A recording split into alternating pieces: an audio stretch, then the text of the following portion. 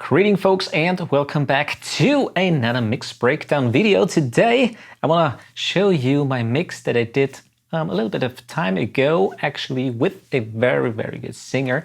This is a project I had for quite a long time sitting around actually on the computer, and I just didn't find the right singer for it. It's a cover song of Kelly Clarkson's Heartbeat song, and I recorded the vocals, I think it was 2 months ago or something like that, with Stephanie Drexler. And I have a link in the description below to her website, of course. So check her out if you're interested in her music. She has some great original songs. But now let's talk a little bit about the song that I mixed, recorded, and what plugins and hardware I used. So stay tuned for that. So I would say let's jump right in here and start off with the drums, of course. What I used here is just the standard Logic drummer. Don't make a fuss about that. I just used it here in the strobe light setting and played around a little bit with the drum setting. And that's basically it. As you can see, I have on the arrangement always a verse and the pre-chorus and the chorus laid out, so I know actually where we are in the song. It's actually quite important for me, at least.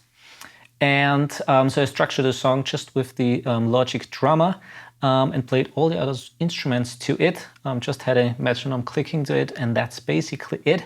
I didn't change much things on the channels itself. I just brought them out on the console, like on the kick snare, with a kick snare parallel, overhead, toms and hi-hat. So all the channels are routed out on the console. As you can see here, for example, the hi-hat is going to output 3, 4, while the kick is going just to output 1 and 2. Hard panned left because on the PreSonus Fire Studio, it's a little bit different. So I pan it left, so it goes out on the channel 1, and if you pan it right, it goes out to the channel 2 on this console. But then I didn't change much at all. The only thing I added on the kick and the snare is on the kick I used a little bit of saturation, so maybe let's listen to that. Let's solo the 2 kicks.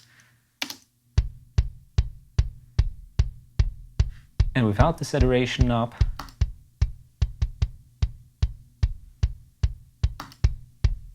just gives it a little bit more impact. And this is the free soft tube saturation knob. It's a great plugin. And on the snare, to give it a little bit more impact, I used on the snare top here just a limiter, the L1 limiter, and the Smack Attack, which is a great plugin from Waves. So you can actually carve a little bit the sound, the attack and the sustain of the drum. So let's listen without it and then with.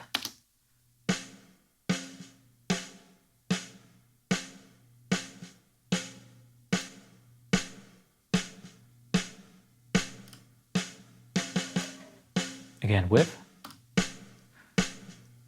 So if you listen closely, it just gives it a little bit more impact, and I reduced a little bit the sustain, so it's kind of like a little bit gated. And together, all the drums, so maybe let's listen just to the drums.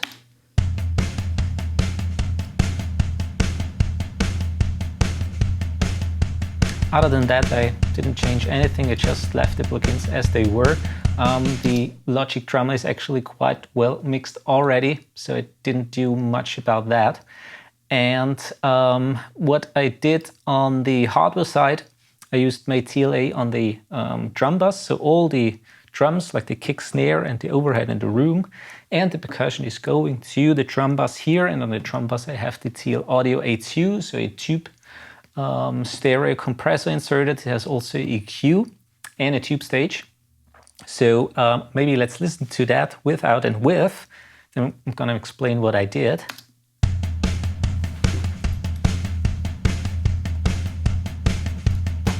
That's without. And with. All right.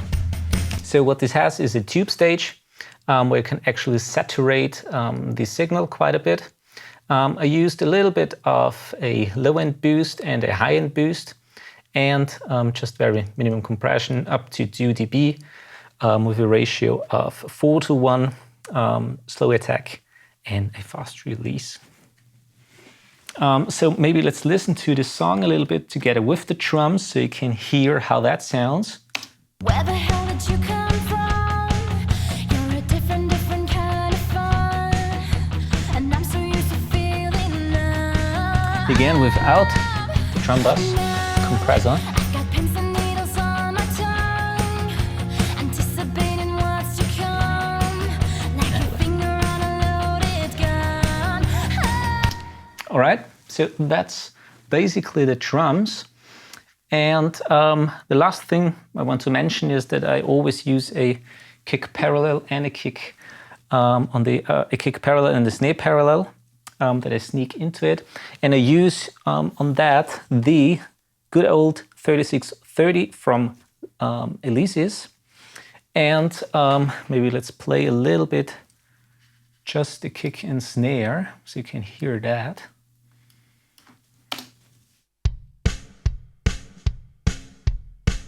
Quite slamming here. Maybe let's play just the kick parallel and the snare parallel.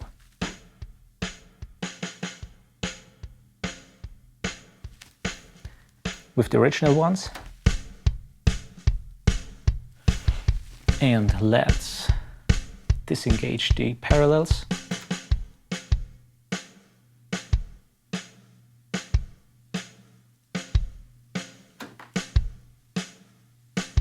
So it really brings out the kick and snare a little bit further.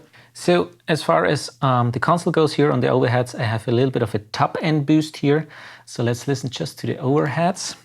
So without DQ. And with. Just adds a little bit of air to it. Again, without. And with. All right. And that's basically it I did to the drums. And I would say let's move on to the bass. All right, so the bass has essentially just 2 tracks. One is the standard bass track, and then I have a bass drop track here, which is basically just a sine wave that I recorded, which goes from, I think it was around 500 hertz and goes all the way down to 0 hertz. What I used here is just the channel EQ and low cut a little bit the very low end, so 25 hertz. Sounds like that. So if you have good monitoring or headphones, you will hear it. Otherwise, you can't hear it actually.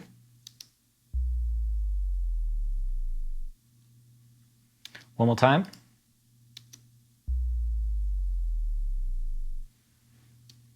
Just this impact sound. Maybe let's listen to the full track, or maybe just to the instruments, so you can hear it a little bit better.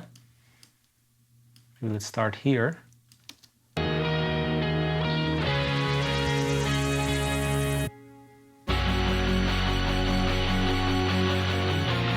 Okay, so I just made it at the beginning of the 4 bars here. Again here.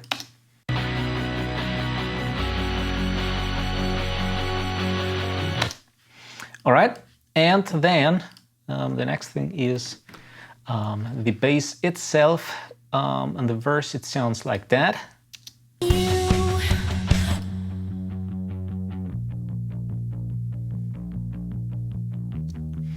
And what I did here is I used the REQ from Waves, the Renaissance EQ, boosted a little bit, 75 hertz.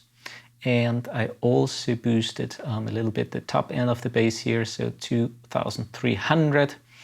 And that's all I did here. Then I also added the R bass, which is quite a handy plug-in for bass. It adds harmonics to a certain frequency. I used here 80 hertz, and it adds then the harmonics depending on the intensity slider here. And it sounds like that. Without and with. Okay, Last thing is the Kramer tape. Standard clean bass DI preset here, didn't change anything, sounds like that without first.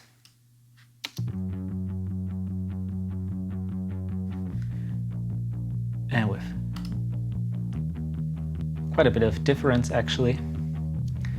And then I sent this track also to, which I call here the bass amp track, that goes out on the console to another track. So I have here the bass DI and the bass amp track.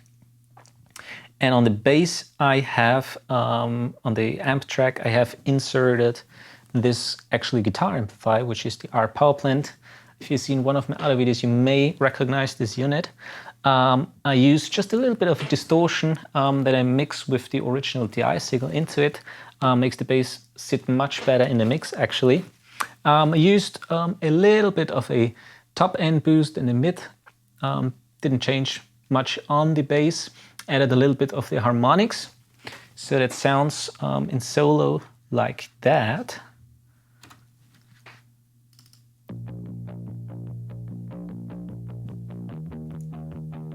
And with the original, so it fills that out. On the console, I added a little bit of a, what's that, a 80 Hertz. No, actually I cut a little bit of 80 Hertz to make a little bit more space for the original bass DI signal, so they don't interfere with each other. And that's basically it. So that's the bass track. Let's listen to the chorus here a little bit.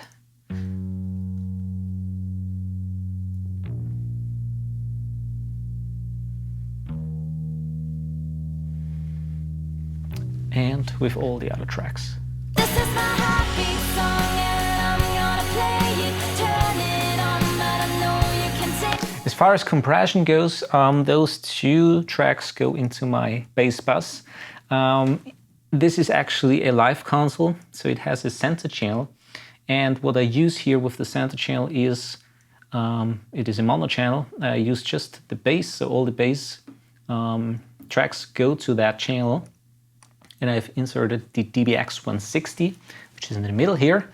And let's play the bass a little bit. So as you can see, quite a bit of compression, around 8 to -10 in a ratio 4:1. I use most of the times the over easy function here. That works actually quite well with the DBX. And I really like the sound of the DBX 160 on bass. And that is actually everything that is compression-wise done to the bass. And I would say let's move on to all the guitars.